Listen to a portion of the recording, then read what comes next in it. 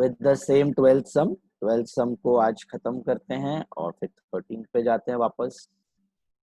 तो वापस I'm continuing with sum number 12. We left on 37th transaction. I'm going to 38th one now. Okay.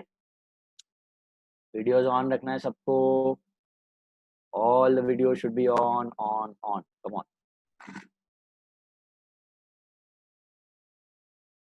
Now, problem number 12 का 38th transaction. सब लोग आ जाओ 38th transaction पे. देखो क्या. Purchased 2 ceiling fans of 1000 each from Khaitan. तो clear cut दिया है, from Khaitan. Purchased 2 ceiling fans 1000 each from Khaitan. 2 fans आप खरीद के लाए खैतान से. One of the fans was for personal use. आपने 2 फैन खरीदा, but one of the fan was for personal use. Fitting charges for both the fans was 50 rupees. Now, have they given 50 rupees each? Total 50 rupees. Total 50. So can you tell me the पहले तो individual cost of each fan? 25. Fitting charges are 25. तो total cost of each fan कितना हो गया individual? 1025. 1025. 1025. All of you understood that? एकदम ध्यान से देखना है अभी. 1025 is the total cost of individual fan. ये समझ आ रहा है आपको? अब मेरे को एक बात बताओ, आपने 2 फैन खरीदा, ठीक है? अब जो फैन परचेज किया है उसके बाजू में खैतान का नाम दिया है. मतलब how are you making the payment? Credit. Khaitan का नाम दिया, कैश के बारे में कुछ नहीं है. जो फैन जो खरीदा वो क्रेडिट पे खरीदा है. But what about the fitting charges? Cash. What about the fitting charges? Is there any party? These are very meager, so we can't keep them on credit and we have to pay them on the spot. And we have purchased the fan on credit because it is an expensive thing. You can't pay it all together at once. A second. Can you tell me what are you asking or are you telling what is it? No, I'm telling. Okay. So we had to pay fitting charges. हाँ, तो fitting charges तुमने immediately पे कर दिया. उसको भी रख सकते हो आप पेंडिंग. ऐसा नहीं है कि उसको आप पेंडिंग नहीं रख सकते. ओके. ऐसा भी होता है समटाइम्स कि कंपनी आके डायरेक्टली फिटिंग करवा के जाता है, तो पूरा का पूरा क्रेडिट पे भी हो सकता है. ठीक है. बट यहाँ पे ऐसा नहीं है. यहाँ पे आपका फिटिंग चार्जेस आपने कैश में पे किया है और फैन आपने क्रेडिट पे खरीदा है. ठीक है. Now. Let's understand this. There are 2 fans coming in the business. ठीक है. 2 फैंस बिजनेस में आए, लेकिन out of that one fan went home. तो can I debit fitting? अच्छा, इसके लिए अकाउंट कौन सा यूज करना है फैन के लिए? Fittings account. फर्नीचर नहीं भैया, फिटिंग्स अकाउंट. ओके. ये जो प्लम्बिंग्स होता है, कंसील वायरिंग्स होता है, फैंस होता है, शैंडिलियर होता है, झूमर, ये सब के लिए एक ही अकाउंट है, फिटिंग्स अकाउंट. ठीक है. तो आपका फैन आपने जो बिजनेस में खरीदा उसके लिए you will use fittings account. Okay. और जो घर पे गया उसके लिए कौन सा अकाउंट यूज होगा? Drawings account. अभी ध्यान से देखना, मैं पूरा कंबाइंड एंट्री लिख रहा हूँ, फिर मैं मीनिंग बताता हूँ इसका. देखो एंट्री आपकी कैसी बनेगी. पहले तो आपका फैन आ रहा है बिजनेस में, तो fitting account debit. also an asset, right? Yes. Fittings are asset. Very true. Fittings are asset. Debit what comes in. So fan is coming in. Debit what comes in. Fitting account debit. Okay. कितने का fan business में आया ये बताओ मुझे.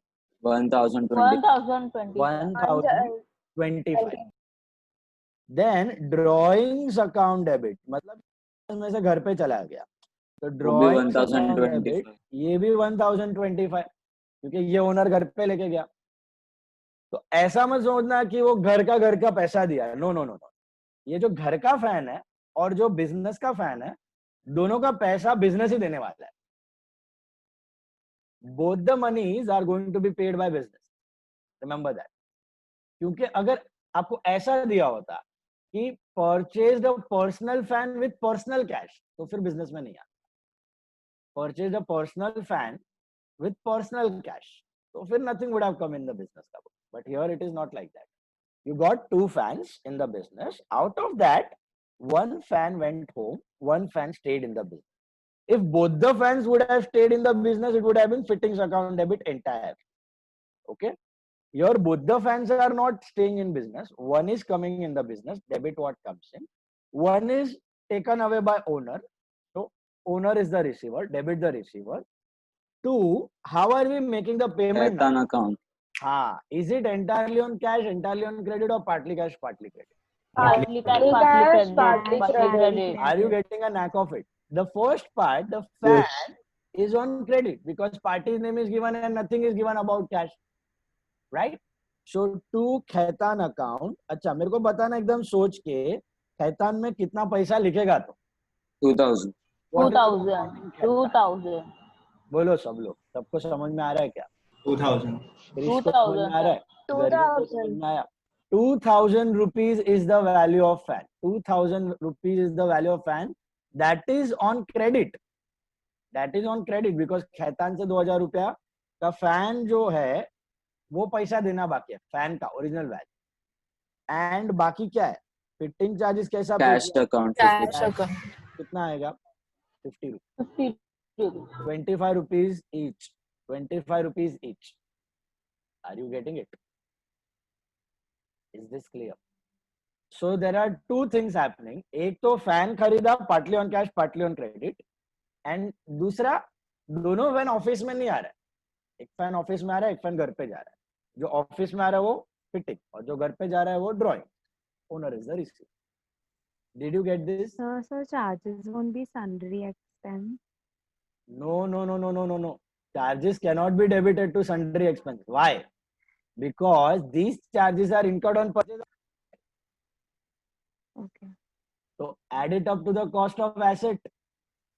Remember, cost concept जब भी आपका asset आता है और उस पे जो भी चार्जेस होता है उसको अलग अकाउंट में नहीं दिखाने का, एसेट में ऐड करने का. क्यों भैया ऐसा क्यों सन्ड्री में नहीं दिखा सकते? क्योंकि ये चार्जेस मुझे बताओ हर साल होंगे कि नहीं होंगे? Will you incur these Cost concept. The charges. fitting charges every year? No, it is done No. once and only Just on one the time. asset. Whereas जो sundry expense है वो आपका हर साल होने वाला item. Okay. Got it? Thank you, sir. Welcome. तो कोई अलग एक्सपेंस का नाम यहाँ पे आने वाला नहीं है. सेम कंसेप्ट हमने जो होमवर्क सम था ना, चारों में सेम कंसेप्ट था. स्कैनर पे कोई खर्चा हुआ add up to scanner, machine पे कोई खर्चा हुआ add up to machine, furniture पे हुआ add up to furniture. Asset को खरीदते वक्त कोई भी एक्सपेंस हो रहा है, whenever there is an expense incurred on purchase of asset to bring the asset to usable condition, वो सब expenses will be added up to the cost of the asset. That clear? आप एक building बना रहे हो, building is an asset. आप एक 10 floor का बिल्डिंग बना रहे हो, ठीक है? अभी बिल्डिंग ऐसे तो हवा में से रेडी नहीं होता कि शोरूम में पड़ा आके चिपका दिया जमीन पे. You can't make a building like that, right? How are you supposed to build a building? You need cement, cement, concrete, cement, you need concrete. sand, you need water, Machines. you need machines, then Labor. you need labor, Workers. to make that building, right? You need iron rods to make those pillars. So all these items are causing you kharchas, right? Cement will cause you kharcha of 10 lakh. Sand will cost you kharcha of 10 lakh. Worker ka labor charges will cost you kharcha of 10 lakh. Iron rods will cost you kharcha of 10 lakh. What is this all total kharcha? Suppose 50 lakh rupees. This total kharcha is 50 lakh rupees. Will you pass separate entries like cement to cash, concrete to cash, sand to cash? No. All these expenses are incurred on making the building, right? To bring the building to usable condition, right?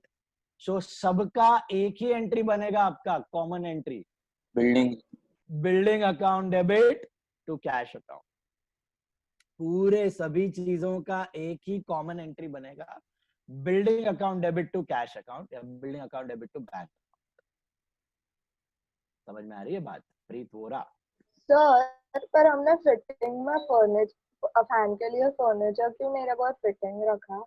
Fan is not furniture. Fan जो दीवार में fit होता है ना, ये account सब अलग ही consider किया जाता है। कंसील वायरिंग होता है आपका, प्लम्बिंग्स होता है, या फिर फैंस हुआ आपका, लॉन्ग लास्टिंग ट्यूबलाइट हुआ, इलेक्ट्रिक फिटिंग्स हुआ, या फिर झूमर है? वगैरह है। सर एसी भी फिटिंग में जाता है? नहीं, AC is a separate account. AC is a separate account. These are all small value का asset put under one fitting. Fan, tubes, तुम्हारा conceal wiring and Pipe, sir, pipe. Okay, pipes. But ये air conditioner थोड़ा बड़ा value का है, तो you show it separately. Air conditioner account separately. Okay. Sir इसका individual entry होगा क्या? हाँ, इंडिविजुअल एंट्री भी देख लो। वेरी गुड क्वेश्चन, देख लो।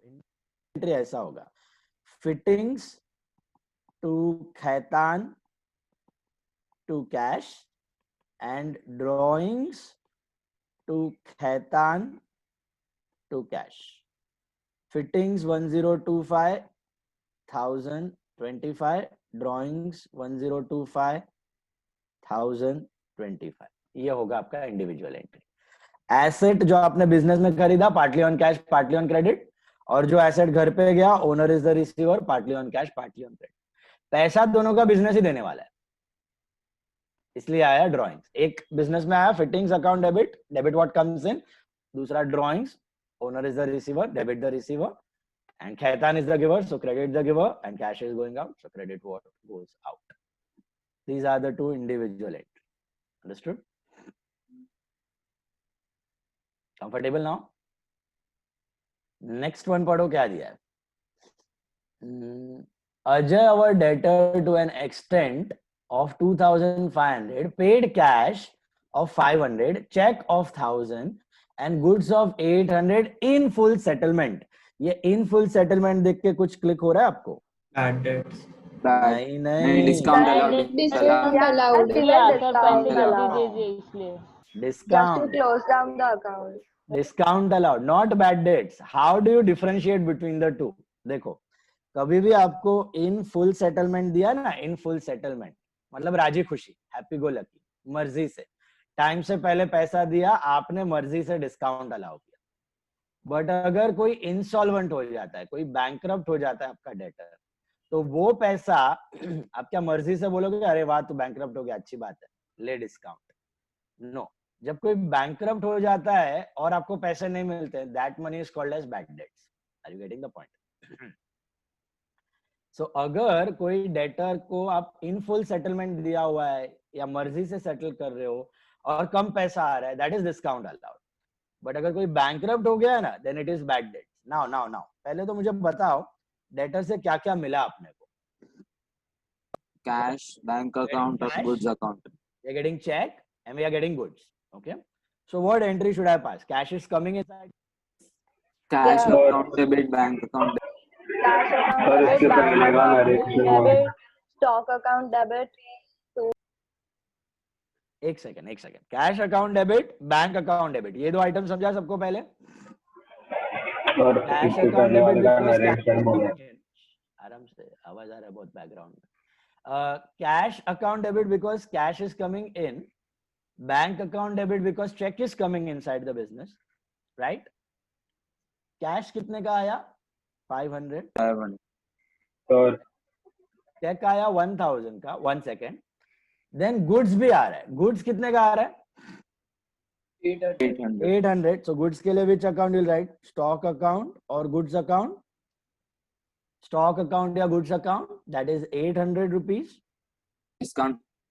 हाँ, अभी देखो अजय से कितना पैसा लेना था आपने को, चेक करो। 2500। 2500 you are suppose to receive from Ajay, और कितना पैसा दे रहा है Ajay? How much is Ajay? 2300। 2300 हो रहा है ये। तो आप ज्यादा पैसा ले रहे हो उससे कि कम? Yes. Discount allowed account. Full settlement. हाँ, तो अपना एक्सपेंस हो गया, डिस्काउंट अलाउड। तो discount allowed account debit 200 rupees, that is our expense because we are receiving less. और ये मर्जी से दे रहे हो कि इंसॉल्वेंसी के वजह से देना पड़ रहा है? मर्जी से। मर्जी से, टाइम से पहले उसने पैसा दे दिया, हमने भी बोला खुश रहे, 200 रुपया डिस्काउंट रख। To what? Who is the giver? Ajay account. To Ajay account. Ajay is the giver. 2500. Ajay is the giver for cash. Ajay is the giver for check. Ajay is the giver for stock also. But is Ajay the giver of discount? No, he is receiver. Oh, Still sir. we will credit him. Why? Because shut down the account. अभी कोई पैसा आने वाला नहीं है. In full settlement story over. यहाँ पे traditional थोड़ा फिट नहीं होगा, मॉडर्न फिट होगा। मॉडर्न में क्या हो रहा है, यहाँ पे एसेट कम हो रहा है, डेटर कम हो रहा है, एसेट डिक्रीज सो क्रेडिट। तो डेटर आपका 2500 से कम हो गया। डेटर आपका एसेट जो है 2500 से कम हो गया। तो पहले वाले का नरेशन बाकी। कैश चेक, अच्छा I just right it down. Cash cheque stock received from Ajay and discount allowed. And ऊपर वाले का लिखना being fan purchased for personal and office use, partly on cash, partly on credit. Partly on cash, partly on credit. Okay, that's your narration. Got it?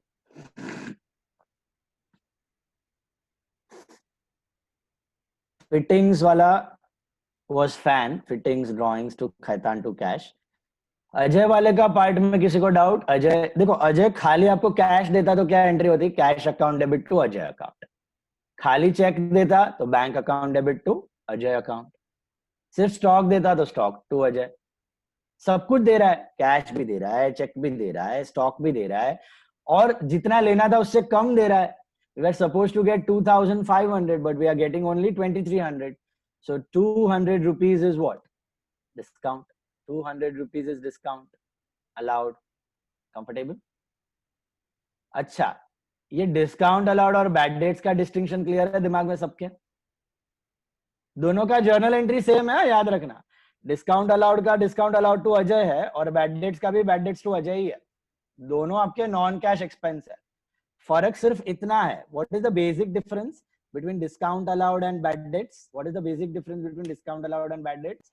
एक मर्जी से हो रहा है, डिस्काउंट अलाउड मर्जी से दे रहे हो, बैड डेट्स आपको झक मार के देना पड़ रहा है, हाँ। क्योंकि डेटर जो है उठ गया, बैंकरप्ट हो गया। समझ में आई बात? हेलो, अगर आपको कोई डेटर जिसको आपने 1 महीने का क्रेडिट दिया है, वो आपको 20 दिन के अंदर पैसे दे देता है, तो आप उसको क्या अलाउ करोगे? डिस्काउंट अलाउ करोगे कि वो बैड डेट्स गिनोगे? Discount allowed. Discount allowed. Discount allowed. If some debtor pays you before time, it will be called discount allowed as your expense, right? Because you are receiving cash discount, which you have learned, na cash discount. But if a debtor does not pay you only, और बोला कि यार आधा पैसा रखो, आधा पैसा भूल जाओ, मैं इंसॉल्वेंट हो गया, तो वो लॉस को क्या कहोगे आप? Then we call it bad debts. Bad debt. Bad debts. Understood properly? All of you got that? Pakka, pakka, pakka. Let's proceed to the next one. 40th one. Vijay our creditor to an extent of 5000. अभी देखो ध्यान से पढ़ो, विजय अपना creditor है, तो पहले बत्ती चमकना चाहिए। क्या हमें उसको पैसा देना है कि उससे पैसा लेना है? We have to give it to him. We have to pay him. We have to pay him. It's our liability, right? अच्छा, how are we paying him? Check. Was paid cash 2000, check 2000, and machinery of 800 in full settlement. वापस in full settlement. Discount received. हाँ. Discount received. Now it will be discount received. देखो आपको tension लेने की जरूरत नहीं है. Transaction will fit itself. Transaction अपने आप आपको हिंट बता देगा कि वो डिस्काउंट अलाउड है कि डिस्काउंट रिसीव्ड है। देख लो, लेट्स अंडरस्टैंड दिस। मुझे बताओ, विजय को अगर मैं खाली कैश देता तो एंट्री क्या होता? If I would have paid only Vijay cash, account to cash. Pay to cash. Vijay account debit to cash account. Vijay is the receiver, cash is going out. अच्छा, विजय को चेक देता तो entry क्या होता? Vijay account debit. Vijay account to debit Vijay check account to debit to bank account. bank bank account. Account कि Vijay account debit to cheque account. किसी को लगता है अभी भी चेक अकाउंट होता है? बैंक नहीं सर, अकाउंट नहीं सर, Bank बैंक अकाउंट ही account. आएगा. चेक अकाउंट जैसा कोई अकाउंट नहीं होता भाई साहब. Okay, it is only bank account. जब आप चेक रिसीव करते हो तो बैंक डेबिट और दे रहे हो तो बैंक क्रेडिट. तो अगर मैं चेक देता तो एंट्री होता Vijay account debit to bank account. I am combining the entry. Can you see that? Because Vijay is the common debit over here. तो अगर कैश देता तो विजय टू कैश. अच्छा, चेक देता तो Vijay to bank. Vijay is the receiver, bank is the giver. अच्छा, suppose machine देता हूं तो एंट्री क्या होगा? Vijay account to machine. Vijay account debit to machine account. Vijay is the receiver, machine is going out, right? या फिर मॉडर्न कंसेप्ट, लायबिलिटी कम हो रही है तो डेबिट, एसेट कम हो रहा है तो क्रेडिट. तो लायबिलिटी घट रही है, विजय इज द लायबिलिटी, कम हुआ तो डेबिट. और एसेट्स भी कम हो रहे हैं बिजनेस में, तो to machinery account credit. Are you understanding that? अच्छा, अभी आराम से देखना. हमने विजय को कितना कैश दिया? हमने विजय को कैश दिया 2000. तो कैश गया 2000, डिक्रीज्ड बाय 2000, राइट? हमने विजय को चेक कितना दिया? 1000. नहीं 2000. 2000 चेक दिया ना. ओ सॉरी, 2000. हमने विजय को चेक भी दिया 2000. ओके. अच्छा, हमने विजय को मशीन कितने का दिया? 800. 800. अब टोटल कितना हुआ? 4800. 4800. कितना था?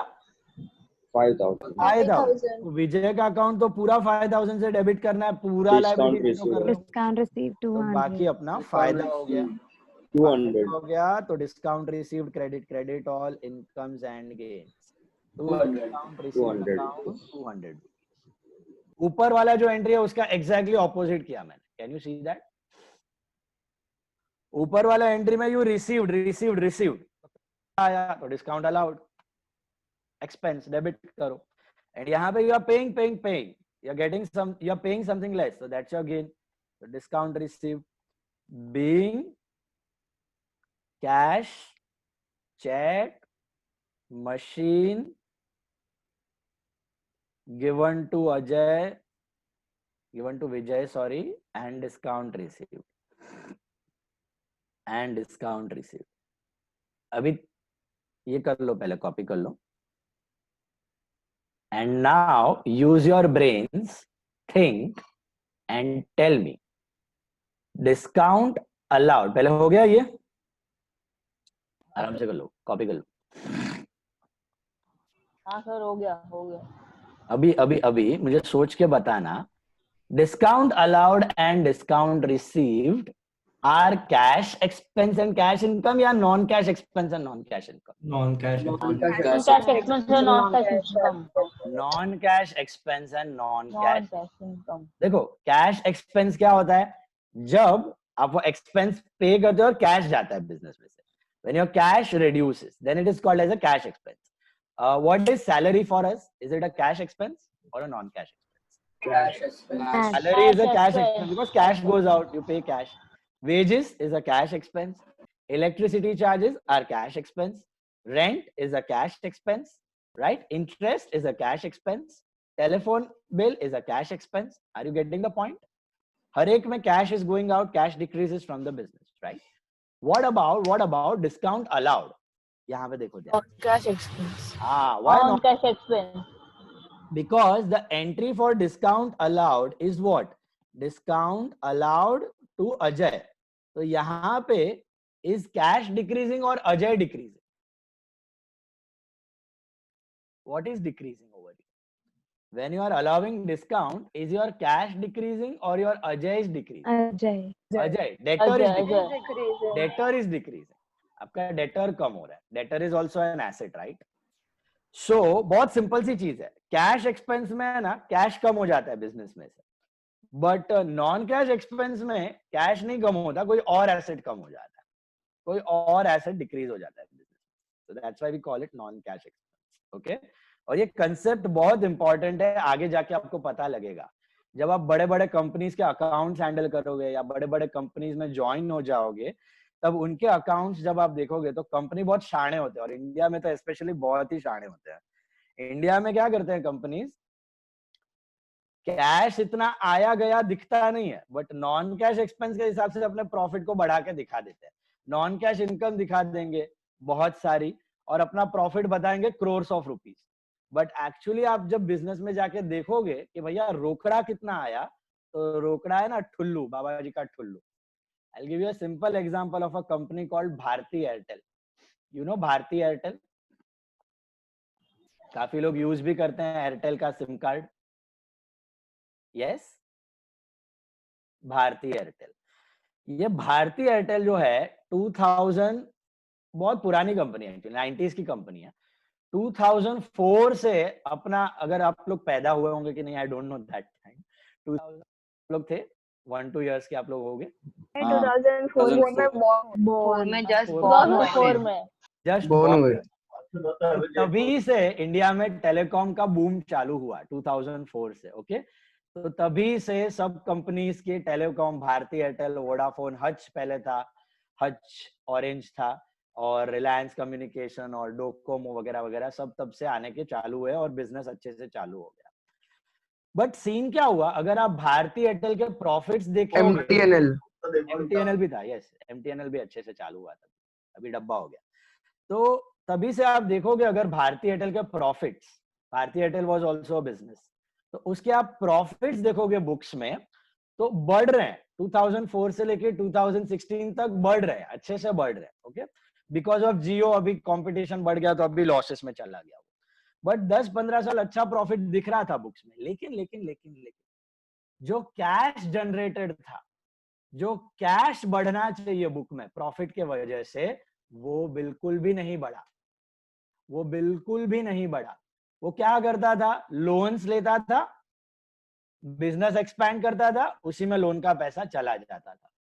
तो आपको अपने शेयर होल्डर के लिए, अपने ओनर के लिए एक्स्ट्रा कैश जनरेट ही नहीं कर पाता था, ये प्रॉब्लम हो जाती।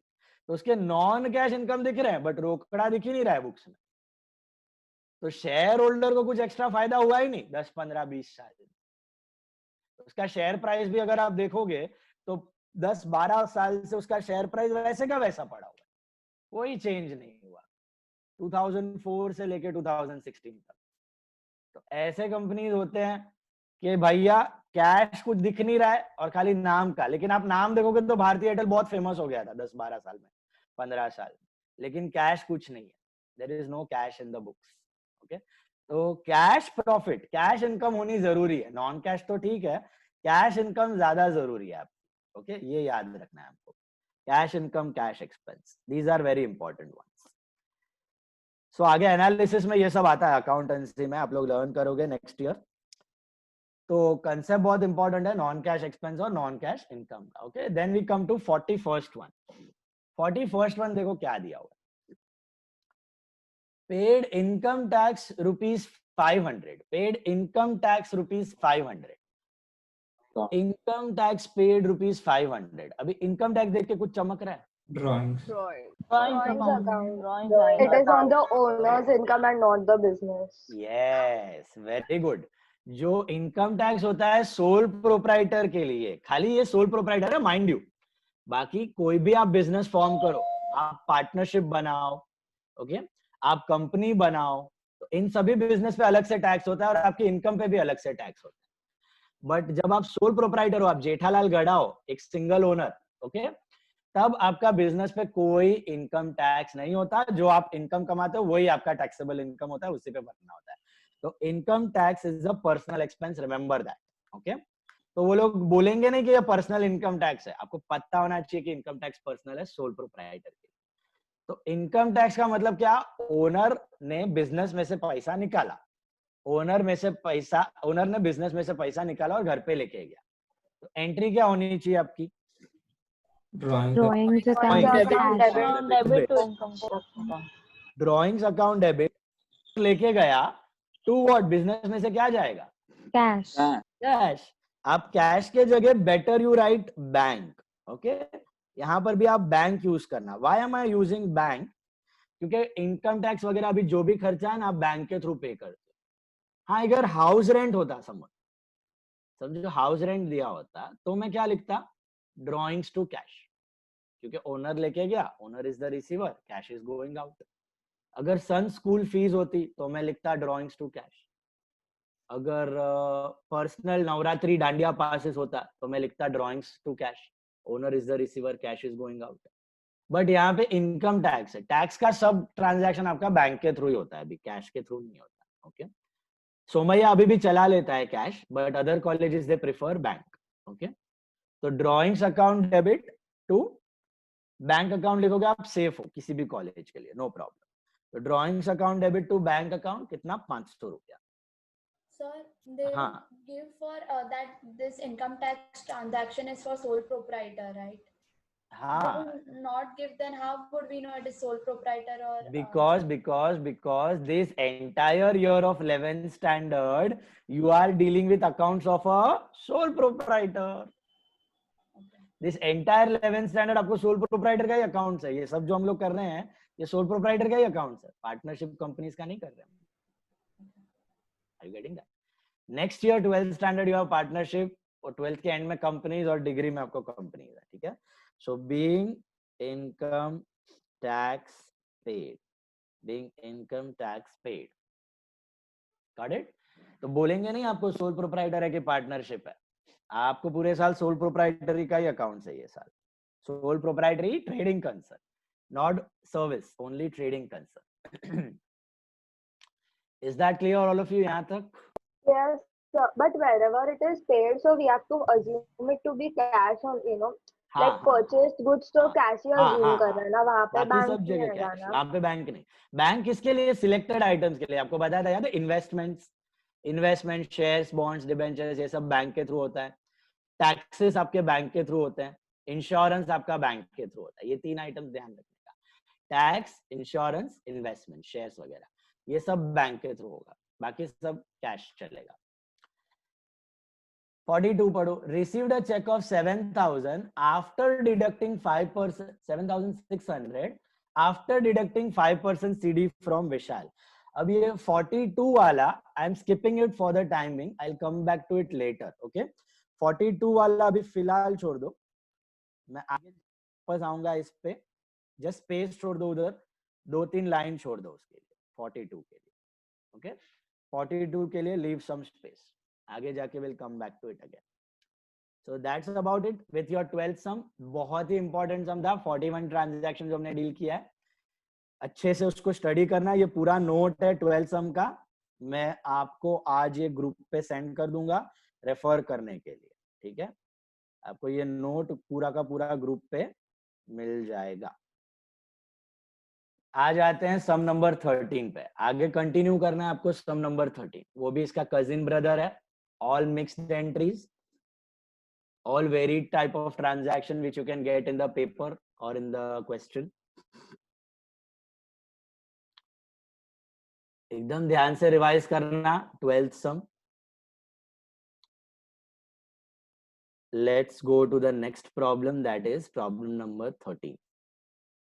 ड्रॉ कर लो जर्नल, इसका भी बड़ा सा जर्नल लगेगा तो आप 3-4 साइड का ड्रॉ करके रख सकते हो सम नंबर 13 के लिए। ओके, सम नंबर 13, ये भी कोई पर्टिकुलर प्रॉब्लम नहीं है, these are also practice entries. तो इन द बुक्स ऑफ वगैरह कुछ नहीं आएगा यहाँ पे।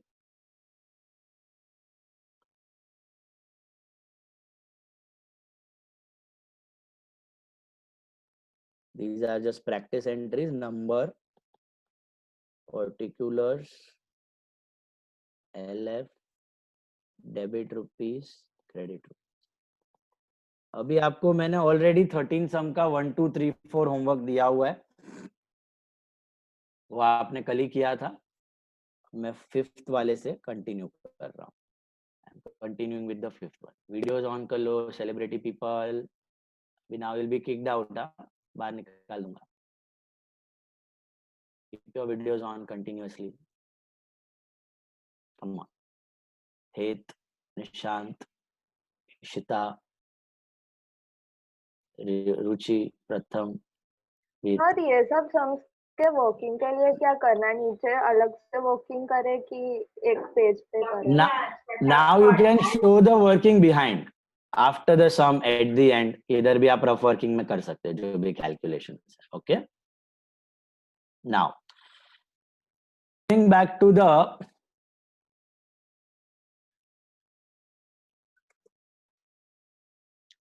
प्रॉब्लम्स. 13th वाला वर्किंग अभी पीछे करना है, इधर खाली जर्नल एंट्रीज दिखाना है विथ नरेशन. ठीक है, all of you have drawn 13th sum. Let's continue. 5th वाले से देखो क्या दिया. 5th वाले purchased 2 ceiling fans of ₹1000 each. देखो वापस हमने फैंस खरीदा, पता नहीं फैन का क्या है इसको. Purchase 2 ceiling fans of ₹1000 each. Purchase 2 ceiling fans of ₹1000 each and paid ₹50 as fitting charges on each fan. One of the fan was fitted in the house. वापस हमने 2 फैन खरीदा, वापस हमने फिटिंग चार्जेस पे किया, बट यहाँ पे ₹50 on each fan है. Can you all see that? तो पहले तो मुझे फटाफट देख के बताओ what is the cost, total cost of each fan. 1050. 1050. Did you all get that? All of you? Your total cost of each fan is 1050. ये बैठ रहा है दिमाग में सबके? जैसे लास्ट समय 1025 था, अगर याद होगा आपको, तो अभी अभी आज मैंने शुरुआत में किया था. अभी ये वाले फैन पे इट इज 1050 क्योंकि 50 ईच है. ठीक है, ये बात तो क्लियर हो गई. अब मुझे एक बात बताओ, क्या दोनों फैंस ऑफिस में आ रहे हैं? Drawing. One is for नहीं personal. सर, नहीं सर. No, एक no, personal no, use no. जा रहा है. One is Personal coming in the business for business use and one is going to home. One is going to home.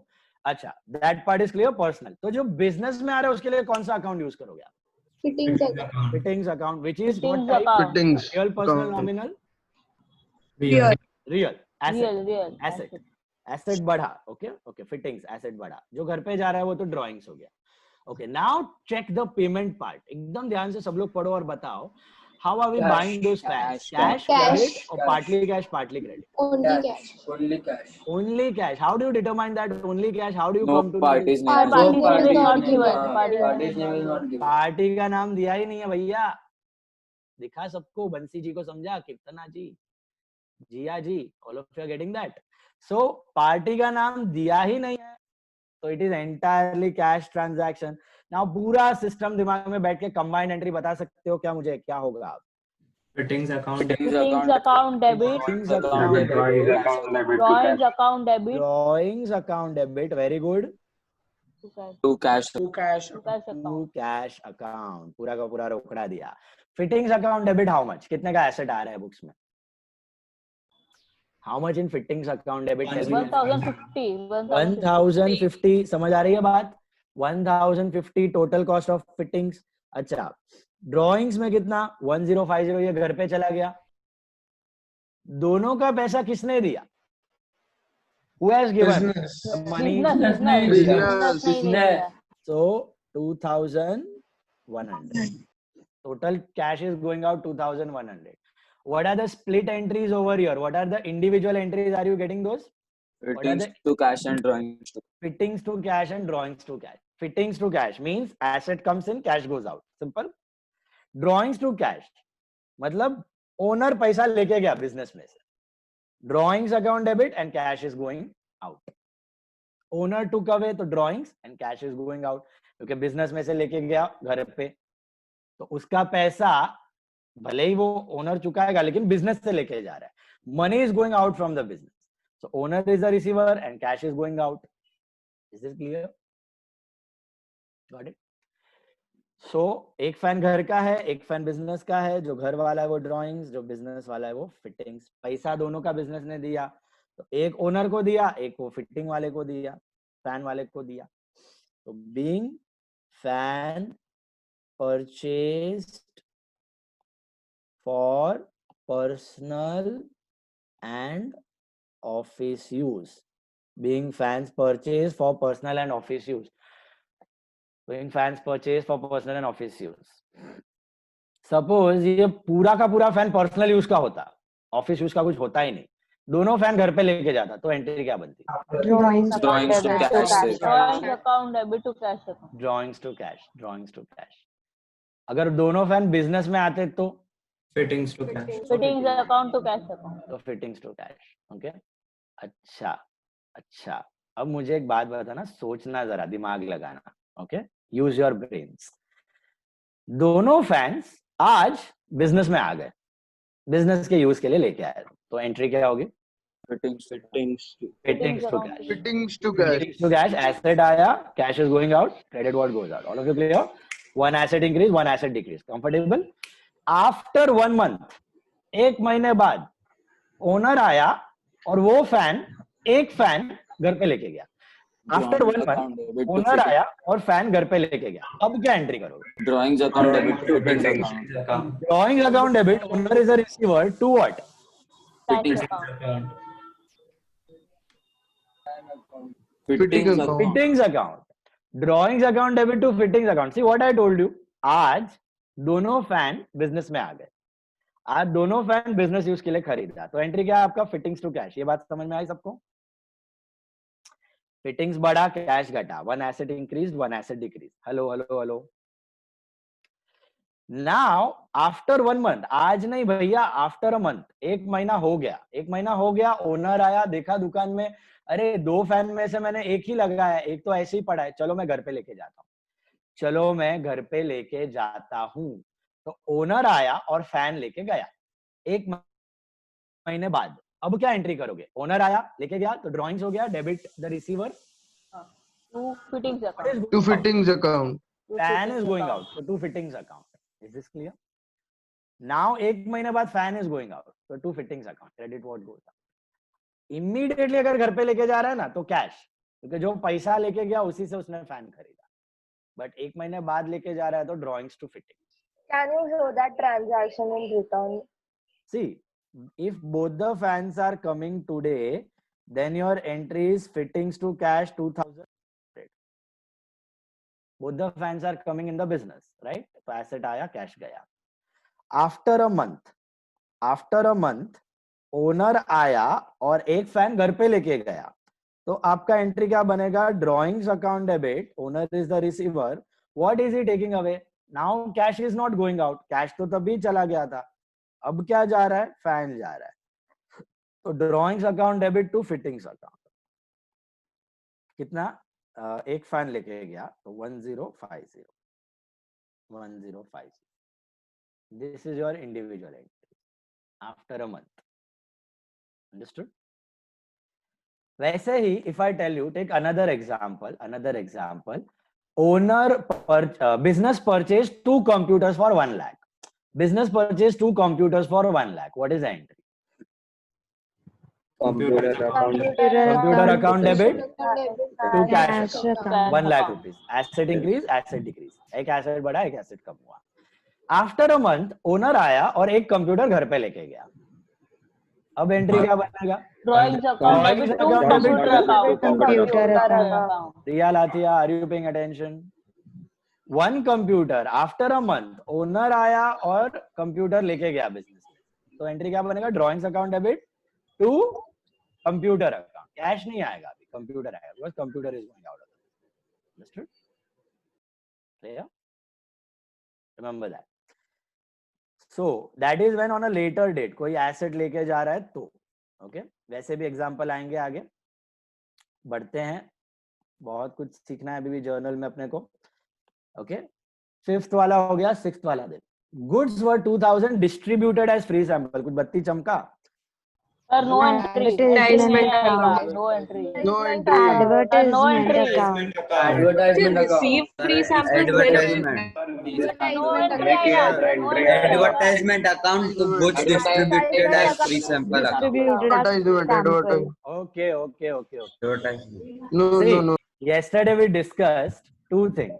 एक तो receive free sample था और एक तो गिवन फ्री सैंपल। जब आप रिसीव फ्री सैंपल कर रहे हो वो नो एंट्री, क्योंकि फ्री में आ रहा है ना। कंजर्वेटिज्म बताया था आपको, इनकम कभी एडवांस में नहीं दिखानी है, याद आया कंजर्वेटिज्म का कंसेप्ट। तो free sample received, not a transaction, no entry. जब बेचोगे तब ऑटोमेटिकली रिकॉर्ड हो जाएगा, ठीक है। तो रिसीव फ्री सैंपल का नो एंट्री है। बट यहाँ पे रिसीव फ्री सैंपल है कि गिवन फ्री सैंपल है? Given. It's a non-cash expense. हाँ, non cash expense. What are you giving as free sample? What do you give as free sample? Goods. Goods. तो आपका entry क्या बनेगा? Advertising account debit, that's your expense to what? Goods distributed as free samples. Distributed as free samples. Stock के जगह ये detail लिखनी है, goods distributed as free samples account. Goods distributed as free samples account. कितने का distribute किया हमने? 2000 rupees.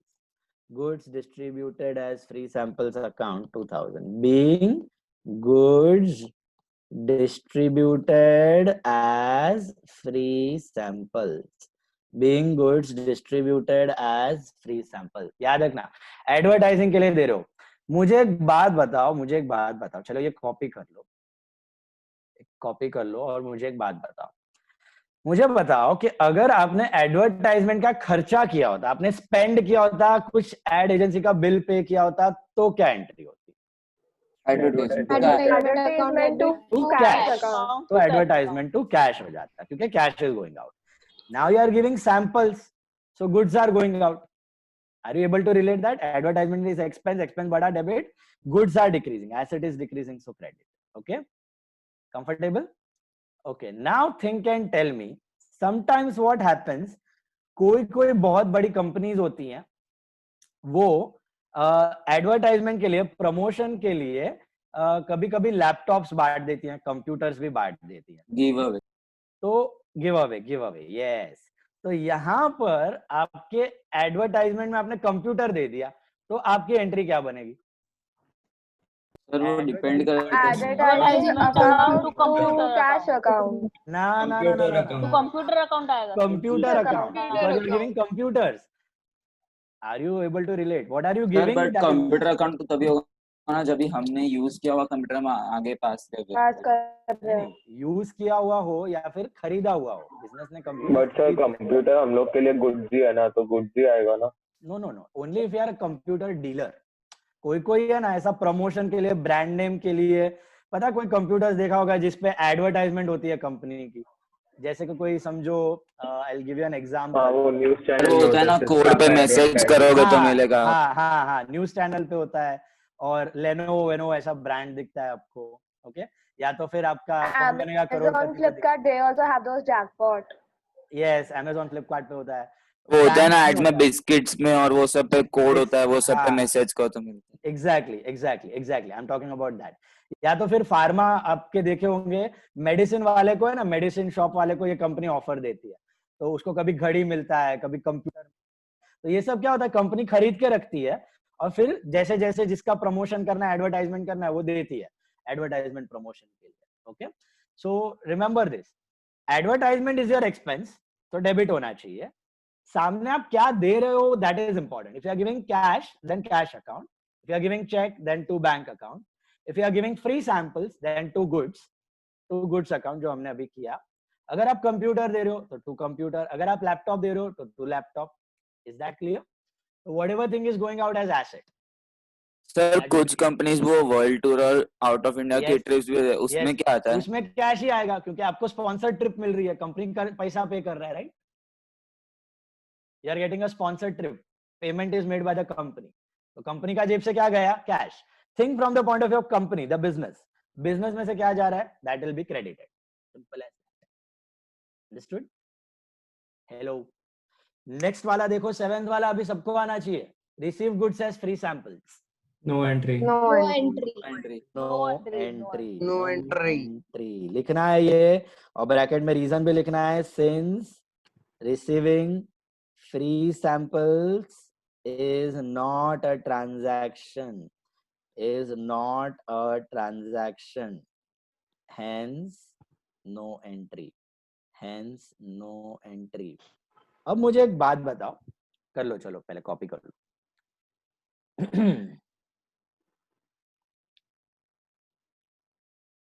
अगर आपको फ्री सैंपल मिले हैं, तो आपको क्या मिला है फ्री सैंपल में, बता सकते हो? Goods. Obviously goods. What we deal, like if you are a shampoo dealer, we'll get shampoos. If we are या सो बेसिकली डीलर हैं तो गुड्स मिलते हैं generally. Free samples you get goods, right? वापरो, इस्तेमाल करो, पसंद आए तो ऑर्डर प्लेस करना वगैरह वगैरह. तो फ्री मेरे को गुड्स मिला. ओके, अब मैंने वापरा नहीं, मैं शाना हूं, मैं बनिया दिमाग लगाया कि ये फ्री सैंपल बेच दूंगा आगे तो पैसे भी मिल जाएंगे. तो समझो मुझे फ्री सैंपल 5,000 रुपए के मिले थे.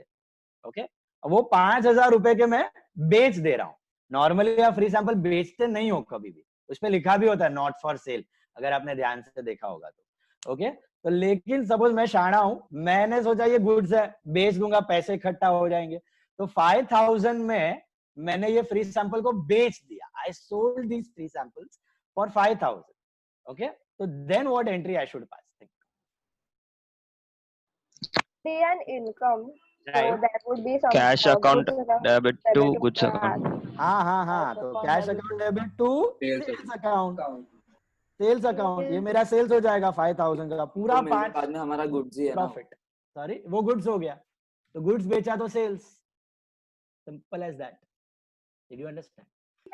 बट सर बिजनेस में ये गुड्स आया, ऐसा कोई हम लोग ने एंट्री नहीं किया, तो नहीं sales किया. का एंट्री कैसे? हाँ, तो सेल्स का एंट्री हुआ, उसका मतलब क्या? आपको गुड्स आया 0 रुपीज में, आपका परचेज वैल्यू 0 है और आपने बेचा 5,000 में, तो पूरा का पूरा 5,000 इज योर प्रॉफिट.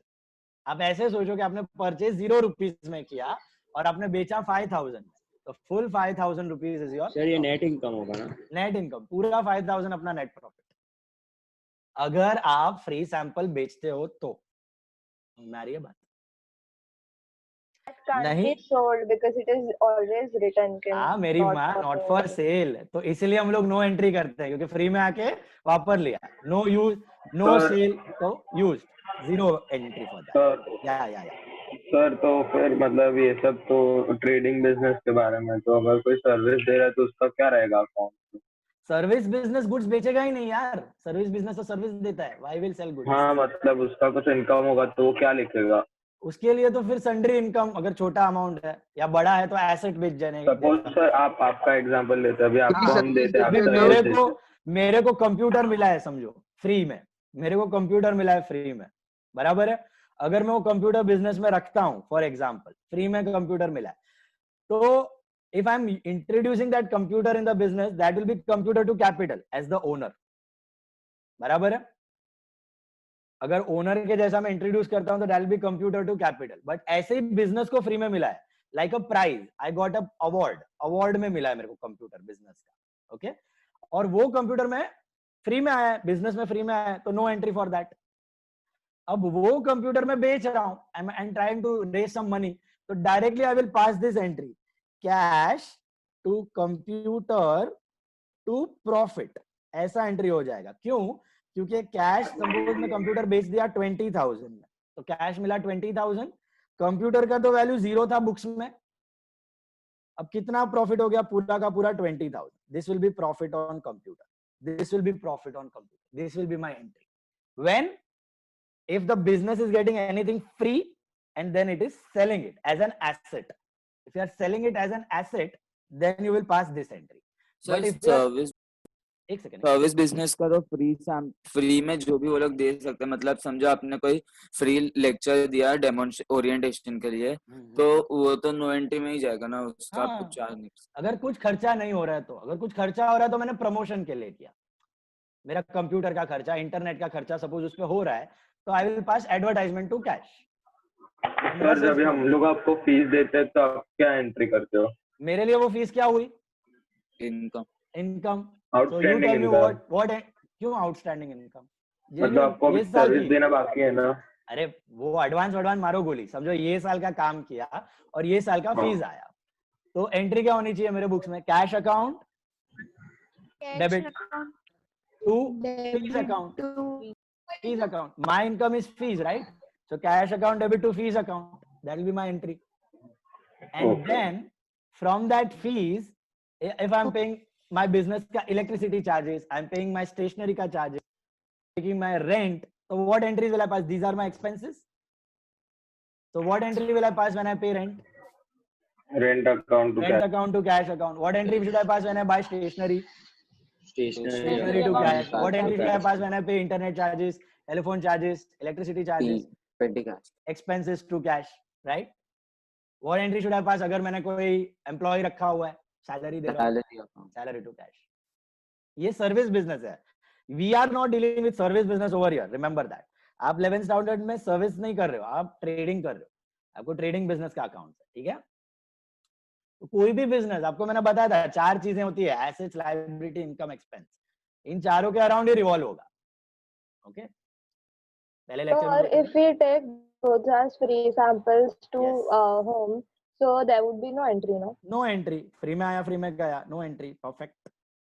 ज्यादातर बिजनेस यही करते हैं, फ्री सैंपल्स जो भी आता है घर पे ही लेके जाके इस्तेमाल कर लेते हैं। नाउ 8th वाले पे जाते हैं, कम टू 8th वन, पढ़ो क्या दिया है, exchange 100 rupee note with 250 rupee note. No entry भैया, नो एंट्री। किसी को लग रहा है कैश टू कैश, तो भैया ऐसा नहीं होता, छुट्टा करवाने की कोई एंट्री नहीं होती है। Since exchange of cash for cash is not a transaction, hence no entry, is not a transaction, hence no entry. Is that clear? ऐसे सोचते रहो आप, कोई भी बिजनेस दुकान आपको सामने दिखे, घड़ी की दुकान दिखे कि शॉप, कोई जनरल स्टोर दिखे कि फर्नीचर दिखे कि बैग्स की दुकान दिखे, सोचने का ये क्या करता है, ये परचेस कर रहा है, सेल कर रहा है कि ये सर्विस दे रहा है, तो इसका इनकम क्या होना चाहिए, इसकी एंट्री क्या होनी चाहिए, इसका एक्सपेंस क्या होना चाहिए, इसकी एंट्री क्या होनी चाहिए, थिंक अबाउट इट। ओके, बाद में भी सोचते सोचते कुछ डाउट आए तो you can WhatsApp me, okay, अगर क्लिक हो तो आई विल एक्सप्लेन। तो सोचते रहो, दिस इज वेरी इंपॉर्टेंट, आगे जाके आपको प्रैक्टिकली काम करना है। 9th one, appointed a manager with a salary of ₹2000। No entry भाई, क्योंकि क्या हो रहा है, are we giving salary? No. Just an event, अगर आपको पता होगा इवेंट मैंने बताया, हाँ, not a transaction. Appointment of manager is not a transaction, hence no entry. तो ट्रांजैक्शन कब होगा भैया मैनेजर के साथ? When you actually pay him a salary. When you actually pay him a salary, that time you'll pass an entry salary to cash, right? Right? When you actually pay him a salary, that time you'll pass an entry salary to cash. Is that clear? Yashvi जी को समझ रहा है? Priyal Gangar understanding? Rudra Patel को समझ रहा है? रुद्र पटेल किधर है, गुजरात में कि महाराष्ट्र में कि मुंबई में है, किधर है? गुजरात, जलसा चेतारा। 10th one, goods of ₹5,000 are lost by fire. Goods of ₹5,000 are lost by fire. Think Lost by fire account. ये तो अभी कंफर्टेबल होना चाहिए, बहुत बार किया हमने। Loss by fire account debit बराबर है debit all expense and loss, correct. Loss बढ़ गया, एक्सपेंस बढ़ गया, डेबिट करो। 2 क्या जा रहा है वो देख लेने का, गुड्स जा रहा है तो goods lost by fire account, तो goods lost by fire account, ठीक है। Loss by fire to goods lost by fire, 5,000 being goods lost by fire, being goods lost by fire, being goods lost by fire. अच्छा, माया and Kashish, you both, if your time is up, you can leave, huh? Let me know, message करके you can go. Now बाकी लोग next one देखो, 11th one, cash of ₹200 misappropriated, म्हणजे काय? Misappropriation का मतलब माहिती नाही है, माहिती नहीं, हो गए घूम जाना। मिसअप्रोप्रिएशन का मतलब होता है घूम जाना, okay. Misplace, yes. So it is a type of loss for the business. It is a type of loss for the business. Okay. Obviously कोई ऐसा घूम जाएगा तो सीधा लॉस करके जाने नहीं देगा, नहीं तो कल उठ के सब एम्प्लॉय चोरी करने लगेंगे और बोलेंगे लॉस बाय मिसअप्रोप्रिएशन। ओके, तो ऐसा बहुत रेयरली होता है, और कभी हुआ तो याद रखना, कुछ भी घूम जाना इज अ लॉस। ओके, जैसे कि पानी लग जाता है तो लॉस बाय फ्लड्स, ट्रांसपोर्ट में होता है तो लॉस इन ट्रांजिट, है ना। आपका चोरी हो जाता है तो लॉस बाय थेफ्ट, जल जाता है तो लॉस बाय फायर, वैसे घूम जाता है कुछ तो उसको कहा जाता है loss bye miss appropriation. It's called loss by miss appropriation. Okay, loss by miss appropriation account, it's a loss, so debit होना चाहिए, debit all expense. All of you got that? अच्छा, क्या घूम गया? What is going out of the business? Cash. तो entry क्या बनेगा आपका? Loss by misappropriation account debit. Misappropriation account debit to cash account. misappropriation account debit. Loss by misappropriation account debit to cash account. Loss by misappropriation account debit to cash account. कितने का घूम गया? Cash 200 रुपए का. Okay, cash misappropriated. Sir, ऐसे क्यों नहीं to cash loss by misappropriation account? Very good question. ऐसे क्यों नहीं लिखा कि cash loss by miss appropriation? ऐसे क्यों लिखा कि खाली कैश?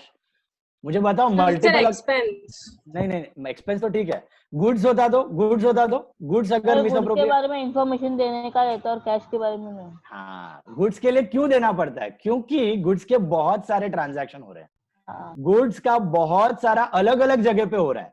गुड्स खरीदते हो, गुड्स बेचते हो, गुड्स सैंपल्स में देते हो, गुड्स घर पे लेके जाते हो, गुड्स डिस्ट्रॉय हो सकता है. इसके लिए खाली सिस्टमैटिक बनाने के लिए थोड़ा अलग अलग अकाउंट है. आगे जाके आपको मालूम पड़ेगा कि ये जो गुड्स जितने अकाउंट में यूज कर रहा हूं ना, ये सब आपके मर्ज हो जाएंगे परचेज अकाउंट में. अल्टीमेटली गुड्स के 2 ही अकाउंट बचते हैं, परचेज एंड सेल्स. बस ये जितने एक्स्ट्रा अकाउंट हैं एंड में सब कुछ मर्ज होकर चला जाएगा परचेज अकाउंट. आपको पता चलेगा व्हेन आई डिस्कस दैट. तो कैश के लिए मल्टीपल अकाउंट नहीं है. कैश के लिए एक ही अकाउंट कैश. फर्नीचर के लिए मल्टीपल अकाउंट नहीं है. फर्नीचर अकाउंट एक ही. मशीन के लिए मल्टीपल अकाउंट नहीं, मशीन अकाउंट. मल्टीपल अकाउंट सिर्फ किसके लिए है? गुड्स के लिए. खाली प्रेजेंटेशन के लिए, इंफॉर्मेशन दिखाने के लिए, टेम्पररीली, वो भी टेम्पररीली. अंत में सबके सब गुड्स के अकाउंट एक ही अकाउंट में मर्ज हो जाएंगे, दैट इज परचेज अकाउंट. तो अल्टीमेटली आप देखोगे कि गुड्स के 2 ही अकाउंट बचते हैं बुक्स में, purchase account and sales account. बाकी सब गायब. Journal we show many accounts of good, but in ledger we have finalized the entry only as purchase and sales. No. Ledger में भी विल शो मल्टीपल. बाद में laser के and में will club it and will put just 1 entry. Will do that, आगे जाके आएगा. Okay, laser में भी यहाँ पे जो जर्नल में सबके अकाउंट्स ओपन होंगे लेजर में, और लास्ट में सब मर्ज हो जाएंगे, सब गुड्स के बंद होके चले जाएंगे परचेज. उसका एंट्री होगा गुड्स टू परचेज. ये गुड्स अभी सब क्रेडिट हो रहा है ना, उसको बाद में डेबिट कर देंगे. गुड्स टू परचेज का entry. Will discuss that. See the next one. Goods of 2000 are due to floods. Insurance company admitted a claim of 1500. अभी इंश्योरेंस का कुछ बात याद आया आपको? इंश्योरेंस याद है? इंश्योरेंस में आपका क्या हो सकता है? 2 पॉसिबिलिटी हो सकती है. या तो आपको क्लेम मिलेगा इमीडिएटली, या तो पेंडिंग है. याद है? हेलो. या तो क्लेम मिल जाएगा इमीडिएटली, या तो पेंडिंग रखेंगे. तो यहाँ पे क्या दिया है? पढ़ो. Admitted a claim of means it is approved but not yet approved but not yet received. तो याद है आपको एंट्री बताई थी क्लेम को कैसे ट्रीट करने का? Just like your sale. If you so it is now so it is pending, no? It is pending. So is it cash sale or credit sale? Credit sale होता है. तो normally cash sales की entry क्या होती है? Cash to sales. Credit sale की क्या होती है? Debtor to sales. याद आ रहा है? ये बताया था मैंने. अभी इमीडिएटली पैसा आ रहा है कि नहीं आ रहा है? इमीडिएटली नहीं आ रहा है. So it is a credit sale, like a credit sale. आपने वो गुड्स दे दिया कंपनी को और कंपनी से पैसा आना बाकी है. बराबर है? अभी ये जो डेटर है, ये डेटर कौन है? Who is this debtor? Insurance company. तो इसके जगह I write insurance company account. They are my debtor. और एक चीज मैंने बताई थी, जो गुड्स आपके लॉस हुए हैं फ्लड्स में, वो गुड्स पे आप प्रॉफिट लगा के पैसे वसूलोगे कि बिना प्रॉफिट के पैसे वसूलोगे? बिना प्रॉफिट के. तो आप लोग सेल्स यूज नहीं कर सकते. तो सेल्स की जगह कौन सा अकाउंट यूज करने का? Goods. goods lost by floods. Is this clear? Don't use sales account because sales आपका with profit होता है. उसके जगह आपको यूज करने का goods lost by flood क्योंकि वो कॉस्ट पे जा रहा है जितने का गुड्स है. अभी देखो आपका टोटल गुड्स कितने का लॉस हुआ है? 2000. उसमें से क्लेम कितना एडमिट हुआ? 1500. तो लॉस कितना हुआ? लॉस 500. 500 का डेफिनेटली लॉस हो गया. तो जो लॉस हो गया जिसका कोई क्लेम नहीं मिला 500 रुपया, उसका कितना है? Loss and floods account. Loss and floods account. To goods lost by floods. ये एंट्री क्लियर है? Loss by floods to goods lost by flood. इसमें आपको 1 रुपया क्लेम नहीं मिला, 500 का 500 लॉस हो गया, पूरा का पूरा लॉस हो गया. और जो बाकी है 1000 कितना 1500 उसका आपको क्लेम मिलेगा, राइट? तो उसका एंट्री क्या होना चाहिए? ये रहा आपका entry, insurance company account debit to goods lost by floods. कितना? 1500. ये दोनों एंट्री का मतलब समझो पहले, बाद में जाना क्लब एंट्री पे. देखो 500 का गुड्स पूरा का पूरा लॉस हो गया, 1 भी रुपया नहीं मिला. 500 का गुड्स पूरा का पूरा लॉस हो गया, right? 1 single rupee you got. Are you understanding? तो उसका एंट्री क्या? Loss by floods to goods loss by floods. Loss debit, expense बढ़ा, गुड्स घटा, एसेट घटा. दूसरा जो गुड्स है उसका आपको पैसा मिल चुका है कि मिलने वाला है? मिलने वाला है. मिलने वाला है. तो मैंने क्या लिखा है यहाँ पे? Insurance company. क्यों लिखा है? समझ में आ रहा है?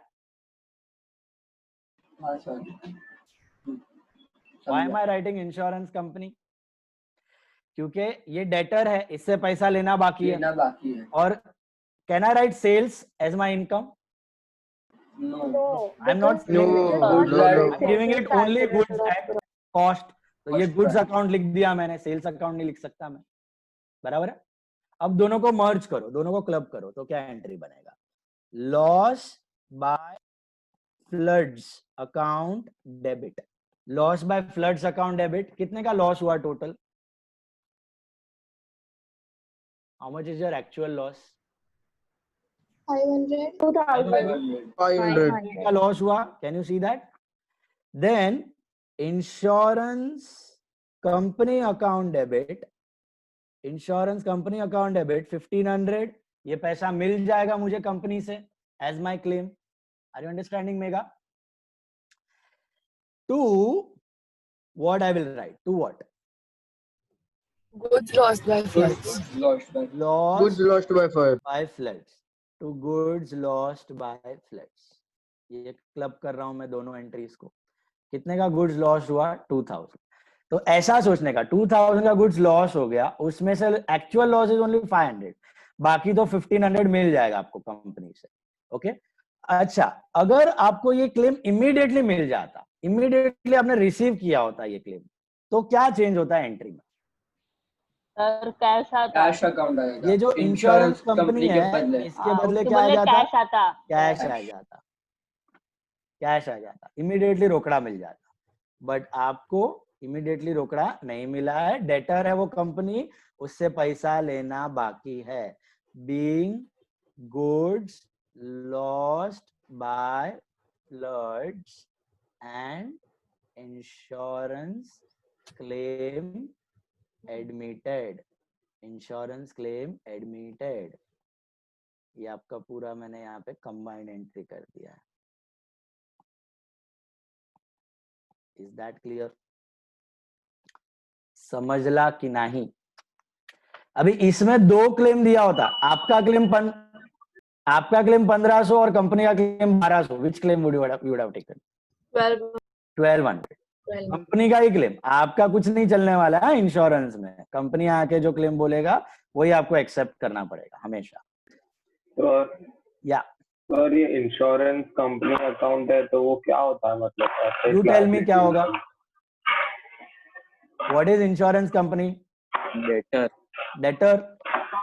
So personal and assets, right? Personal and asset. यहाँ पे क्या हो रहा है मॉडर्न कंसेप्ट में, देखो लॉस बढ़ा एक्सपेंस बढ़ा, debit. Insurance companies asset debtor, वो भी बढ़ा, डेबिट, उससे पैसा लेना बाकी है। To goods that is real asset जा रहा है, तो गुड्स कम हो गया, asset decreases so credit. Understood? Asset decreases so credit. So insurance is company account, personal account, debtor account and asset account. Is that clear? Sorry. Next one, 13th one देखो क्या दिया है, goods of 10,000 are lost by 5. You made a claim of 7,000 but only 6,000 was admitted on the same lines. कौन सा claim लोगे आप? 7 की 6,000? 6,000 ही लेना पड़ेगा। उनका ही claim लेना। अब ask your अंतरात्मा and tell me, is this claim received or is it still to be admitted? Only admitted. Admitted. So on the same lines, can you pass the combined entry? क्या होना चाहिए? Loss by fire account debit. Fire account debit. Insurance company account debit. Two goods lost by fire. Two goods lost by fire account. Two goods lost by fire account. समझ में आया कि नहीं? Same lines. Total, अच्छा loss कितना हुआ actual loss? 4,000। 10 का goods है, उसमें से 6,000 क्लेम मिल रहा है, तो लॉस कितना हुआ आपका? 4,000 का लॉस हुआ। क्लेम कितना मिलने वाला है आपको? 6,000। और टोटल गुड्स कितने का गया आपका? 10 का। आप ऐसे सोचो 10 का टोटल गुड्स गया, उसमें से क्लेम आ जाएगा ना 6, पैसे मिल जाएंगे आपको 6, तो एक्चुअल लॉस कितना हुआ? ओनली 4। एक्चुअल लॉस हुआ 4। Did you get that? 10,000. हाँ, टोटल गुड्स गया 10 का, उसमें से 6 का तो पैसा आ जाएगा, तो 4,000 का ही लॉस हुआ आपका। Being goods loss by fire and insurance claim admitted. अच्छा, इंश्योरेंस कंपनी का दूसरा नाम भी मैंने बताया था। इंश्योरेंस मार्केट वैल्यू पे क्लेम करते हैं। Insurance claim, insurance market value पे नहीं, इंश्योर्ड वैल्यू पे होता है।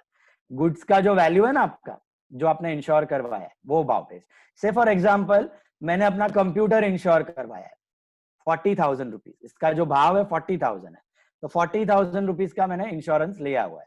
अब ये कंप्यूटर डिस्ट्रॉय हो जाता है, जल जाता है, खराब हो जाता है, तो I will get 40,000 from the company as insurance claim, provided वो पूरा का पूरा खराब हो जाए। सर तो फिर वो गुड्स पे जूना हो गया तो जरा जूना हो गया तो भी आपका जो क्लेम वैल्यू है ना, आप प्रीमियम तो भर रहे हो ना, उसके हिसाब से, उसी के हिसाब से आप प्रीमियम भरोगे। आप अगर कम कर रहे हो, हर साल चेंज कर रहे हो, 40 का 30 कर रहे हो, 20 कर रहे हो, तो आपको पॉलिसी भी चेंज करनी पड़ेगी, 40 की 30 फिर 20। तो जितना आपने कवर लिया हुआ है वो आपको क्लेम में मिल जाएगा। सिंपल, जो कवर आपने लिया है ना 40, भले ही बाद में जूना हो गया, बट आपने प्रीमियम तो 40 के हिसाब से पे किया ना, तो आपको क्लेम भी 40 के हिसाब से। सर तो फिर जो गुड्स है and we face the loss twice a year, so will we get a claim twice a year or they give claim only once? See, once it is lost, then your claim is recovered, gone. Then you have to take out a new policy. Again, you have to pay the premium. Got it? एक बार loss हो गया तो खत्म हो गया ना claim, फिर वापस आपको नया पॉलिसी लेना पड़ेगा, फिर वापस आपको प्रीमियम पे करना पड़ेगा, वापस उसका लॉस हुआ तो क्लेम मिलेगा। सर अगर प्रीमियम ज्यादा भरा तो कुछ नहीं, लॉस हुआ ही नहीं है, प्रीमियम भर दिया, वो गया।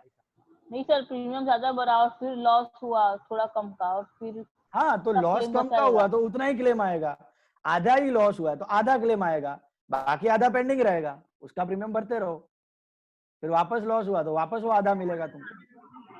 सर अगर मैं एक रिटेलर शॉप चला रहा और उसमें अगर मैंने इंश्योरेंस किया है, तो अगर मेरा गुड्स हुआ, मतलब गुड्स सपोज जल गया है, ऐसा कुछ हुआ, तो फिर कोई होलसेलर उसको अलग भाव में बेच रहा है, दूसरा कोई अलग भाव में बेच रहा है, वो सब देखने का ही नहीं। I am telling you that only, तुम्हारा शॉप का गुड्स तुमने कितने में कवर लिया है, इंश्योर कितने में करवाया है। तुमने अगर 1 लाख का कवर लिया है, 1 लाख का वैल्यू का गुड्स है, तुम्हारे शॉप में गुड्स कितने वैल्यू का आया? 1 लाख का। तुमने 1 लाख में खरीदा है, तो 1 लाख वैल्यू हुई ना तुम्हारे लिए उसकी। तो तुम्हारा गुड्स 1 लाख का, तुम 1 लाख का कवर लोगे उसका, दूसरे का क्या भाव है, रिटेलर का क्या भाव है वो नहीं देखना तुमको। बट कितना सर फिर मैंने बोला इंश्योरेंस कंपनी वालों को कि ये मेरा 1 लाख का गुड्स जल गया ऐसा, और वो लोग बोलेंगे कि 90,000 है, तो 90 ऐसा क्यों? तुमने 1 लाख का लिया हुआ है ना, तभी कवर लेते वक्त ही तुमने 1 लाख का लिया होगा ना कवर, तो We have to show the bill, no? हाँ बिल बताते हो, और तुम उनको 10,000 रुपीज प्रीमियम पे कर रहे हो 1 लाख के ऊपर। अभी वो गुड्स अगर जल गया, पूरा खत्म हो गया, तो यू विल गेट 1 लाख पूरा का पूरा फ्रॉम द कंपनी। तो कंपनी फिर प्राइस वाइज ये नहीं देख सकता कि ये तो सस्ता हो गया या आप बेचोगे तो इतना, वो सब उसका लेना देना नहीं है। आपने जो कवर करवाया उसका आपको क्लेम देना पड़ेगा उसको, simple. But in 13th summer, goods lost by fire that cost 10,000 rupees, but insurance company is giving only 6,000. Yes, because यहाँ पर क्या हुआ है, आपने क्लेम किया कि 7 मिलना चाहिए, कि इतने का मेरे को। इसमें क्या होता है, this is called under insurance. हमें 100% इंश्योर नहीं करवाया है, हमने अंडर इंश्योर करवाया है। मतलब मेरा कंप्यूटर है या मेरा गुड्स है 1 लाख रुपीज का समझो, तो मैंने पूरा 1 लाख का इंश्योरेंस लिया ही नहीं है, मैंने 80,000 का इंश्योरेंस लिया है। मैंने 80,000 का इंश्योरेंस मतलब मैंने 80% कवर लिया है, 80% ही कवर लिया है। तो अभी ये 80% कवर लेने का मतलब क्या हुआ, अगर मेरा 10,000 का गुड्स डिस्ट्रॉय होता है ना, तो मेरे को 80% ही मिलेगा 10,000 का, 8,000 ही क्लेम मिलेगा, कभी पूरा नहीं मिलेगा। इसको बोलते हैं अंडर इंश्योरेंस। तो आप हमेशा majority of the business, mediclaim भी ऐसा ही रहता है ना? नहीं, मेडिक्लेम तो प्रोपोर्शनेट तुम्हारा खर्चा हुआ दवाई ववाई का उसके हिसाब से, उसमें तो बहुत टर्म्स एंड कंडीशंस रहता है। What I am talking about is goods and assets, उसको प्रोपोर्शनेट वैल्यू पे आप इंश्योर करवाते हो। मतलब समझो मेरा 1 लाख का गुड्स है और मैंने 50,000 का इंश्योरेंस निकलवाया, 50,000 का कवर लिया है उस 1 लाख के गुड्स पे, ओके। तो अगर आपका 50,000 का गुड्स लॉस हो गया तो आपको 50,000 क्लेम नहीं मिलेगा, आपको 25,000 रुपया ही क्लेम मिलेगा, क्योंकि आपने आधा इंश्योर करवाया था, क्योंकि आपने आधे वैल्यू का इंश्योरेंस लिया था।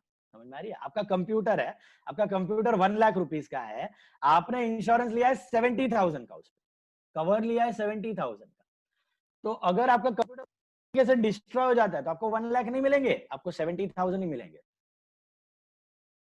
आधा डिस्ट्रॉय होता है तो 50,000 का 75%, 70%।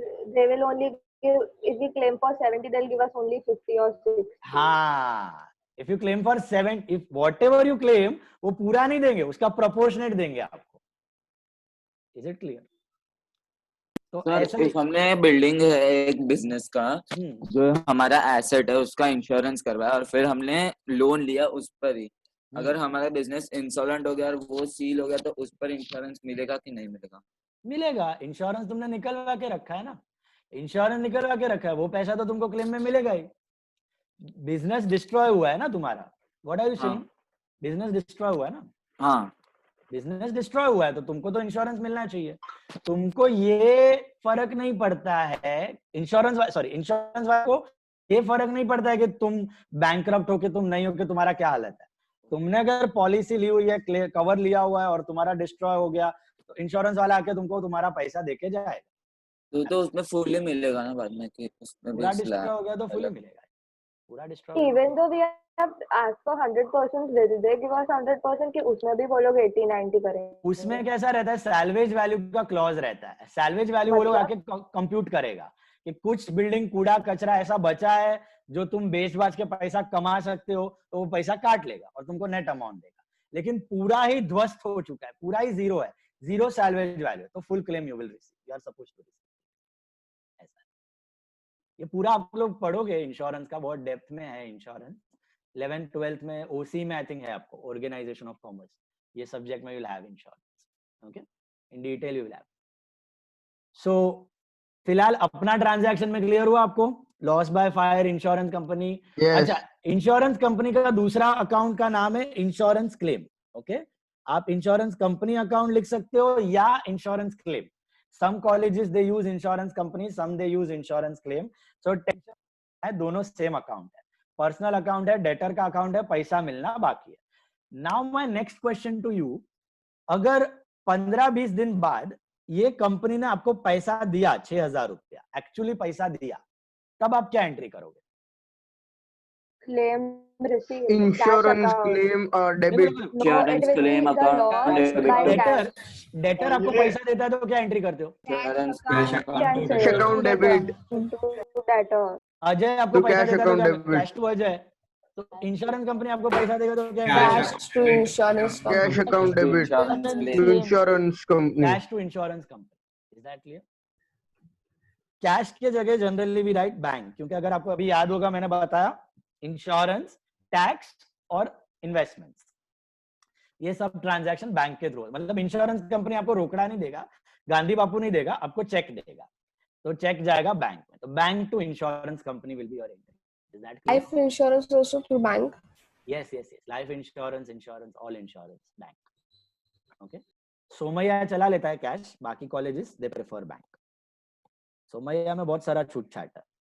Next one, come to the next one and 14th one देख लो जरा फटाफट, फिर हम लोग वाइंड अप करते हैं यहाँ पे। Goods of 3,000 are lost due to theft, we made a claim of 2,000 but only 50% of the actual loss was accepted. तो हमने 2,000 का क्लेम किया, वो लोग ने कितना एक्सेप्ट किया? 50%, मतलब कितना होता है? 3,000 का 50% कितना होता है? 1,500. So which claim you will take into consideration? 1500। अब ऐसा क्यों हुआ? आपने पूरा गुड्स इंश्योर नहीं किया होगा, आपने 50% इंश्योर किया होगा। समझ में आ रही है? आपके समझो 10,000 के गुड्स थे, आपने पूरा कवर नहीं लिया, आपने 5,000 का ही कवर लिया, आपने 50% ही इंश्योर करवाया। आपका 10,000 का गुड्स होगा, आपने 50% ही इंश्योर करवाया उसको। तो बट सर गुड्स लॉस और 3,000, तो फिर हम लोग ने 2,000 का क्यों किया? हाँ, तो हम जो शाणे हैं ना, हम तो ज्यादा वसूलने की ट्राई करेंगे। तो इंश्योरेंस कंपनी आके बोलेगा आपको कि भैया आपने 3,000 का ही इंश्योर करवाया है, आपको 50% ही क्लेम मिलेगा। कितना मिलेगा? 1,500। बाकी 2, 3, 4,000 आप कुछ भी मिलने वाला नहीं है। मैं आई बात, तो इसको बोलते हैं अंडर इंश्योरेंस। तो आपने अगर 50% किया तो 1,500 ही मिलेगा आपको, भले ही कवर 5,000 का है, 5 का 5 नहीं मिलेगा आपको, 15 है। जितना गुड्स लॉस हुआ उसका 50% will be your claim. That is what you are going to get. Got it? तो आपका लॉस कितना हुआ यहाँ पे? बोलो। 1,500 का लॉस हुआ। अच्छा, वापस देखो, क्लेम एक्सेप्टेड, एडमिटेड है कि रिसीव्ड है? Accepted. So it's only मिलेगा कि मिलना बाकी है? पेंडिंग है। तो वापस एंट्री क्या बनेगा? लॉस बाय थेफ्ट है यहाँ पे। तो loss by theft account debit, insurance company account debit, क्योंकि पैसा मिलना बाकी है, डेटर है वो हमारा, insurance company account debit to what? Goods lost by theft account. Goods lost by theft, ये समझ में आया बात? पूरा लॉस नहीं हुआ है, थोड़ा क्लेम है, थोड़ा लॉस है। अब मुझे सोच के बताओ लॉस बाय थेफ्ट कितना होगा? 1,500। 1,500। इंश्योरेंस कंपनी 1,500 और टोटल गुड्स 3,000। अगर आपको यहाँ पे टोटल क्लेम चाहिए होता, पूरा का पूरा 3,000 आपको क्लेम चाहिए होता, तो आपको क्या करना पड़ता? यहाँ पे फुल कवर लेना पड़ता। फुल कवर कवर लेते तो 3,000 क्लेम मिलता। समझ में आ रही है बात?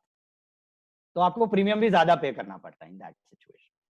ठीक है, तो फुल कवर होता तो आपको 3,000 मिलता। अच्छा, समझो फुल कवर होता और पूरा का पूरा क्लेम एडमिट हो गया, तो एंट्री क्या बनती?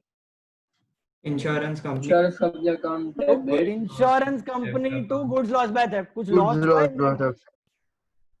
पूरा का पूरा अगर क्लेम मिल जाएगा तो लॉस नहीं होता। नो लॉस नहीं होता ना। No loss. 3,000 का गुड्स गया, पूरा 3,000 का क्लेम एक्सेप्ट हो गया, तो will there be any loss? No no. Then your entry will be insurance company to goods. Correct. Hello, पूरा का पूरा क्लेम मिल जाता, बात समझ में आ रही है मेरी? पूरा का पूरा क्लेम होता, 3,000 क्लेम होता, तो कोई लॉस नहीं होता, इंश्योरेंस कंपनी टू गुड्स का एंट्री होता। अगर क्लेम होता ही नहीं, इंश्योर करवाया ही नहीं है, तो क्या एंट्री होता? Lost by theft. loss by theft theft account to goods lost by theft account. पूरा Good loss lost by theft. Normally Full जो loss. करते हैं. Comfortable with all three examples of insurance? Sir doubt Yeah. Sir, अगर हम लोग ने car का insurance लिया और कार का एक्सीडेंट हो गया और पर उसके कुछ स्पेयर पार्ट्स बाकी रह गए, हाँ, तो स्पेयर पार्ट्स का वो काट क्या लेगा. करेगा? उसको काट सैलवेज लेगा? वैल्यू बोलते हैं. उसको सैलवेज वैल्यू बोलते हैं. हाँ, उसको तो काट कार लेगा. का भी अच्छा, ओके. हाँ, उसका भी काट पर लेगा. अभी हम लोग स्पेयर पार्ट्स थोड़ी बेचने जाएंगे अलग से. हाँ वही. हम लोग बेचने नहीं जाएंगे. मतलब वो क्या भंगार है ना. हाँ. समझो आपकी कार थी 10 लाख रुपए की फॉर एग्जांपल, और आपने 10 लाख का पूरा कवर किया हो और वो उसका एक्सीडेंट हो गया, तो कुछ तो स्क्रैप मिलता है ना मेटल का, भंगार मार्केट में. तो वो कंपनी आएगा, देखेगा, वो बोलेगा आपका भंगार का वैल्यू इसका 40,000 रुपया होता है, स्क्रैप आपको 40,000 रुपया मिल जाएगा. तो आपको क्लेम कितना देगा वो? 9,60,000 देगा. और वो स्क्रैप आपको जेन्युइनली मिलेगा, आपको लूट नहीं रहा है कोई. वो कैसे आइडेंटिफाई करते कि ये स्क्रैप इतने का होगा? इंडिपेंडेंट वैल्यूअर का काम ही वही होता है. स्क्रैप वैल्यू क्या आएगा, उसको लेके ही जाओ आप भंगार मार्केट में, उसके सामने बेचो, 40,000 रुपए आपको वो दे देगा भंगार वाला. नहीं बात. तो company They always find a reason not to pay the whole amount. Always insurance company में क्लेम निकलवाना मतलब बहुत बड़ा टास्क होता है. ओके, पूरा क्लेम निकलवाना is a very big task. कहीं ना कहीं कुछ ना कुछ न्यू फ्लॉ कुछ ना कुछ निकाल के आपको कम ही पैसा देता है. मेडिक्लेम निकल सकते हैं ना मेडिक्लेम पूरा? में भी there are hundreds of clauses. अगर आप डिटेल फाइन प्रिंट पढ़ोगे ना, आपको बोलेगा कवर है 3 लाख का, फिर हॉस्पिटल में एडमिट हो जाओ, बाद में बोलेगा बेड की लिमिट तो 10,000 थी, रूम की लिमिट तो 25,000 थी, मेडिसिन का कॉस्ट तो 10,000 तक का ही कवर था, उसके ऊपर खुद करो. ऐसा सब लिमिट्स डाल के रखते हैं in the claim also, mediclaim also. There are lot of fine prints to be studied. Okay, but see, insurance में किसी का फायदा नुकसान नहीं है. इंश्योरेंस किसके लिए निकलवाते हो आप? कि आपको कोई झटका न लगे, जो बड़ा खर्चा हो उसमें आपको एक कुशन मिल जाए, सपोर्ट मिल जाए. इसके लिए आप वो फीस पे करके रखते हो. दैट्स इट, और कुछ ना. तो दैट्स इट. यहाँ पे लिख दो being goods lost by theft and insurance claim admitted. ठीक है, तो यहाँ तक हमने किया है. ट्रांजैक्शन नंबर 14 तक किया है और 11 सम हमने 12 सम पूरा खत्म किया है. ठीक है, 15th ट्रांजैक्शन हम लोग कल करेंगे. यहाँ तक किसी को कोई डाउट्स बता दो मुझे. सर 42 भी सम बात है. 48 हाँ, वो 42 करेंगे 42 वाला करेंगे, टेंशन मत. So if there is goods received as free samples and we sell it, then we do not write profit in journal entry. But if any other asset is there, we that time we record the profit. Yes. Why? I told you. Remember, goods पे घड़ी profit loss करना है कि नहीं करना है? Goods transactions are frequent and asset is rare. हाँ, goods में सब current पे एक साथ. Asset तो कभी कभार होता है ना, इसके लिए उस पे immediate. So how would we know that this product is asset or goods? Question में दिया होगा goods या free samples. Okay. Goods and free samples मतलब computer, machine, land, building equipment मतलब एसेट. कुछ नहीं दिया मतलब गुड्स नहीं दिया है, फ्री सैंपल नहीं दिया मतलब वो एसेट है तुम्हारा. अभी आपको करना है होमवर्क में.